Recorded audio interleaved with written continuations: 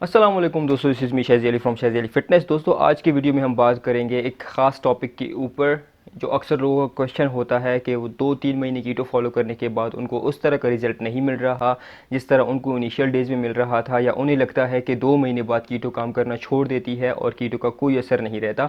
तो आज की वीडियो में हम इस टॉपिक के ऊपर बात करेंगे कि क्या इसमें रियलिटी है या क्या इसमें रियलिटी नहीं है, कौन से फैक्टर्स हैं जिनको देख के हम इन प्रॉब्लम्स को सॉल्व कर सकते हैं, या क्या जो है हम कीटो 2-3 महीने बाद हमें छोड़ देनी चाहिए। तो चलिए अपनी वीडियो स्टार्ट करते हैं। वीडियो स्टार्ट करने से पहले हमारे चैनल को सब्सक्राइब कर लें और बेल के आइकन पर क्लिक कर लें ताकि कोई भी वीडियो आपसे मिस ना हो।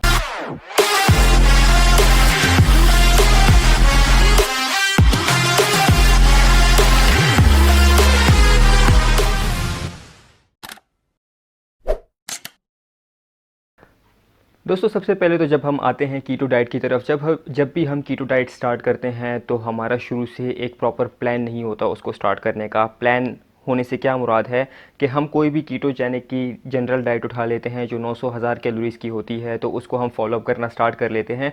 शुरू में हमारा वेट जो है अच्छा खासा ड्रॉप होता है within a week and two, जो 2 to 3 kg होता है, और आहिस्ता आहिस्ता जब वो स्लो होने लगता है तो हमें उससे परेशानी होने लग जाती है कि यार ये स्लो क्यों हो रहा है। एक तो रीज़न ये है कि सबसे पहले आप अपने मैक्रोस कैलकुलेट करें। अगर आपके मैक्रोस के अकॉर्डिंग आपकी 1500 कैलोरीज आ रहे हैं तो आप 1500 कैलोरीज से ही स्टार्ट करें। मैं हमेशा अपनी वीडियोस में कहता हूँ कि आप एक प्रोग्रेसिव अप्रोच रखें। अगर 1500 कैलोरीज है तो आप 1500 कैलोरीज से स्टार्ट करें और बाय वीकली जो है अपनी कैलोरीज ड्रॉप करते जाएँ, या थ्रू वर्कआउट या थ्रू एक्सरसाइज जो है कुछ ना कुछ कैलोरीज आप बर्न करते जाएँ। तो एक रीज़न ये है कि काफ़ी ज़्यादा कम कैलोरिक डाइट फॉलो करने के बाद जब महीना गुजर जाता है तो डेफ़िनेटली आपको अपनी बॉडी में कुछ चेंजेस करनी पड़ती है, आपको डाइट में कुछ चेंजेस करनी पड़ती हैं।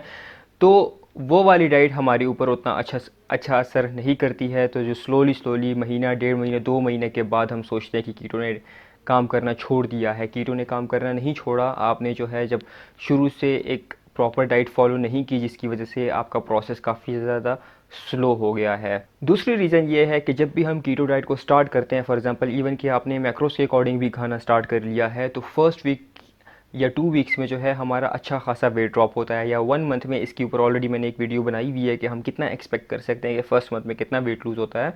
तो फर्स्ट मंथ में फॉर एग्जांपल अगर आपका 90 या 100 केजी वेट है और आपका 7 to 8 केजी वेट ड्रॉप हुआ है, और सेकेंड मंथ में उतना अच्छा आपको रिजल्ट नहीं आता, तो हम थोड़े से परेशान होते हैं, डिप्रेस हो जाते हैं कि यार हमारा उतना अच्छा वेट ड्रॉप क्यों नहीं हो रहा। चूँकि फर्स्ट मंथ में 7 to 8 केजी था, लेकिन हमें ये बात याद रखनी चाहिए कि उन 7 to 8 केजी में हमारा almost 3 to 4 KG water weight था। अब वाटर वेट क्या होता है कि जब भी हम कार्ब्स खाते हैं तो कार्ब्स हमारी बॉडी में जब जाते हैं तो उनके अगेंस्ट हमारी बॉडी कुछ वाटर होल्ड करती है, ठीक है। तो जब हम कीटो डाइट में हम कार्ब्स ही नहीं खा रहे हैं, ऑलमोस्ट 20 ग्राम्स तक कार्ब्स खा रहे हैं, जो कि डेली रूटीन में हम 200 तक खा रहे होते हैं, तो डेफिनेटली उन 20 ग्राम्स के अगेंस्ट बॉडी बहुत ज़्यादा कम पानी होल्ड करेगी, जो कि फर्स्ट वीक में वेट ड्रॉप होता है, जिसको हम ज़्यादातर कहते हैं कि उसको वाटर वेट है। तो जब वो वेट ड्रॉप होता है तो हमें काफ़ी ज़्यादा खुशी होती है कि keto is working in first week, और हमारा अच्छा खासा फर्स्ट वीक में हमारा 3 to 4 केजी ड्रॉप हो गया है, और वो चीज़ हमें किक स्टार्ट देती है कि हम आगे तक कंटिन्यू रखें। लेकिन इस बात को अनफॉर्चुनेटली आप याद रखें, जो फर्स्ट वीक आपका वेट होता है उसमें से आधे से ज़्यादा आपका वाटर वेट होता है। जो आपका प्रॉपर फैट लॉस होने लग जाता है वो सेकेंड या थर्ड वीक से स्टार्ट होता है, क्योंकि जैसे ही आप दोबारा कार्ब्स खाने लग जाएं तो आपका वेट एकदम गेन हो जाता है, जिसको अक्सर लोग ये भी कहते हैं कि कीटो हमने छोड़ दिए, नॉर्मल डाइट पे आ गए तो हमारा वेट गेन हो गया। तो वो आपका वेट गेन नहीं होता है। बेसिकली जब आप कार्ब्स दोबारा खाने लग जाते हैं तो उन कार्ब्स के अगेंस्ट आपकी बॉडी दोबारा कुछ वाटर होल्ड करने लग जाती है। तो that is the second reason कि आपका वेट लॉस थोड़ा स्लो होता है सेकेंड मंथ में, और वो चीज़ एक डिप्रेसिंग होती है। थर्ड बात यह है कि चूँकि फ़िटनेस ट्रेनर होने के साथ साथ मैं हमेशा हर एक बंदे को कहता हूँ कि आप थोड़ा वर्कआउट ऐड किया करें, थोड़ा वर्कआउट किया करें। एक रीज़न यही है कि हम चूँकि काफ़ी टाइम से जो है वो एक सेम रूटीन फॉलो कर रहे होते हैं, हम कोई वर्कआउट ऐड नहीं करते हैं, तो डेफिनेटली हम थोड़ा मसल मास भी लूज़ करते हैं। तो जितना हमारी बॉडी में मसल मास कम होता जाता है तो बॉडी उतनी एनर्जी बर्न नहीं करती है, और उसी तरह हमारा मेटाबॉलिज्म स्लो होता जाता है। तो यही रीज़न है कि फ़र्स्ट 2 मंथ्स में, डेफिनेटली 3 वीक्स में जब आपकी बॉडी फैट अडॉप्टेड हो जाए तो हमें भूख लगना काफ़ी कम हो जाती है। तो उस भूख कम लगने के चक्कर में हम अपने कैलोरिक इंटेक काफ़ी ज़्यादा कम कर देते हैं। इसीलिए मैं हर किसी को कहता हूँ कि आप कैलोरिक इंटेक को इक्वल रखें। अगर आप फूड नहीं खा सकते तो उसकी जगह बुलेट प्रूफ कॉफ़ी या बुलेट प्रूफ टी बना लिया करें, ताकि एटलीस्ट आपकी कैलोरिक इंटेक वहाँ से कंप्लीट हो और आप अपने मैक्रोस के अंदर ही रहें। तो एक रीज़न ये है कि भूख कम लगने की वजह से जो है हम काफ़ी ज़्यादा कम खाते हैं और हम वेट के साथ साथ जो है हम मसल मास भी जो है वो लूज़ कर रहे होते हैं फ़ैट के साथ साथ। तो ये रीज़न होती है कि जब हमारी बॉडी में मसल मास काफ़ी कम होगा तो डेफ़िनेटली हमारा मेटाबॉलिज़्म स्लो होगा, हमारी बॉडी उस तरीके से एनर्जी बर्न नहीं करेगी। जब एनर्जी बर्न नहीं करेगी, मेटाबॉलिज़्म स्लो होगा, तो डेफ़िनेटली हमारा वेट लॉस का प्रोसेस भी स्लो होगा। यही रीज़न है कि मैं जिसको भी प्लान्स देता हूँ तो उसमें मैं लाजमी जो है आफ्टर 2-3 वीक्स जो है मैं वर्कआउट ऐड करा देता हूँ, ताकि उनका जो है मेटाबॉलिज़्म प्रॉपर वर्किंग में हो। वर्कआउट ऐड कराने के बाद जो है उनका वेट लॉस, उनका फ़ैट लॉस प्रोसेस थोड़ा स्लो हो जाता है। इस बात को याद रखें कि उनका फ़ैट लॉस प्रोसेस स्लो नहीं होता। एज अ बिगिनर आपकी टेंडेंसी होती है कि आप मसल जल्दी पुट ऑन कर सकते हो।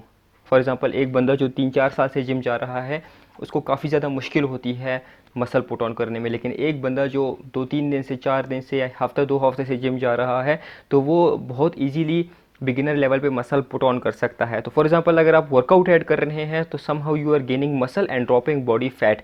तो इसीलिए मैं कहता हूँ कि आप जब भी जो है वर्कआउट ऐड करें तो keep track of your body measurements. अगर आप अपनी बॉडी मेजरमेंट्स ट्रैक करेंगे तो डेफिनेटली आपकी बेली श्रिंक होगी, जहाँ जहाँ भी आपका फैट है वो श्रिंक हो रहा होगा। अगर आपका चेस्ट एरिया है, अगर आपका हिप्स एरिया है, वो थोड़ा सा श्रिंक हो रहा होगा, क्योंकि रीज़न यही है कि वहाँ से फैट ड्रॉप हो रहा होता है, आपकी बॉडी की प्रॉपर शेप बन रही होती है और आप मसल गेन कर रहे होते हैं। तो डेफिनेटली अगर आप मसल गेन कर रहे हो और आप वेट स्केल पे खड़े होते हो तो फॉर एग्जांपल अगर आपने 1 kg जहाँ पे ड्रॉप करना था और वर्कआउट के बाद जो है जब ऐड करने के बाद शायद आपका वहाँ पे 0.4-0.5 kg शो हो रहा हो, क्योंकि पॉसिबिलिटी है कि आपने 0.6-0.4-0.5 kg जो है मसल गेन किया हो, तो डेफिनेटली वो वेट स्केल पे इतना शो नहीं होगा।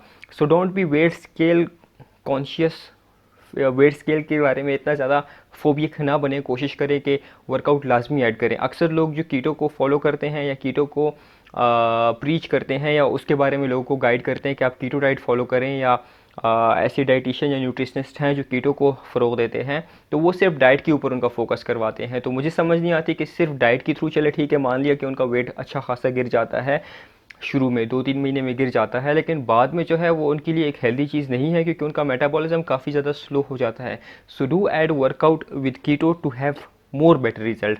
और सबसे लास्ट रीज़न ये है कि जब शुरू में हमारा काफ़ी ज़्यादा वेट ड्रॉप होता है और बाद में जो है वो वेट आहिस्ता आहिस्ता कम होने लग जाता है, तो लोग थोड़ा सा जो है वो चीज़ एक डिमोटिवेटिंग फैक्टर होता है कि फर्स्ट मंथ में हमारा 7-8 kg ड्रॉप हुआ, थर्ड मंथ में आके हमारा काफ़ी ज़्यादा स्लो ड्रॉप हो रहा है, 0.7, 0.8 या 1 kg ड्रॉप हो रहा है। तो उससे लोग काफ़ी ज़्यादा परेशान होते हैं और उनको लगता है कि यार हमारी डाइट प्रॉपर तरीके से काम नहीं कर रही है। तो डाइट जो है प्रॉपर तरीके से काम कर रही होती है। जो मेन एक चीज़ है consistency, consistency is the key to success. देखिए आप ये बात जहन में जब भी डाल लें या इस बात को जब भी आप एक्सेप्ट कर लें कि आपका जो करंट वेट है वो 2-3 महीने में गेन नहीं हुआ था, तो जो वेट 2-3 महीने में गेन नहीं हुआ तो आप उसको कैसे एक्सपेक्ट कर सकते हो कि वो लूज़ भी 2-3 महीने के अंदर ही होगा। तो एटलीस्ट अपनी बॉडी को टाइम दे। फॉर एग्जांपल अगर आपको 5 साल लगे हैं उस वेट को गेन करने में, तो एटलीस्ट 5 महीने दें उस डाइट को। अगर आपको 10 साल लगे हैं वो वेट गेन करने में, तो एटलीस्ट 10 मंथ्स दें उस डाइट को प्रॉपर फॉलो करने में, तभी जो है आप एक अच्छा रिजल्ट अचीव कर सकते हैं। और इस बात पे हमारी किस्मत अच्छी है, या एक पॉजिटिव पॉइंट ये है हमारा कि हमारी बॉडी उतना टाइम नहीं लगाती लूज़ करने में जितना टाइम लगाती है गेन करने में। फॉर एग्जांपल अगर आपका जो वेट 10 महीने में गेन हुआ है, 10 साल में गेन हुआ है, तो वो 10 महीने में लूज़ हो जाता है, ठीक है।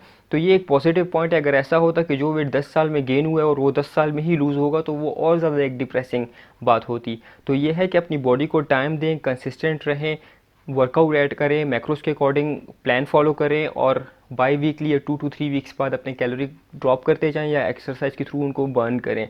उम्मीद है आपको इस वीडियो की समझ आई होगी और आपको जो जो आप मिस्टेक कर रहे होंगे आपको उनके बारे में पता लग गया होगा। This is me Shazi Ali, see you in other video, do share with your friends as well. Till then take care, अल्लाह हाफिज़।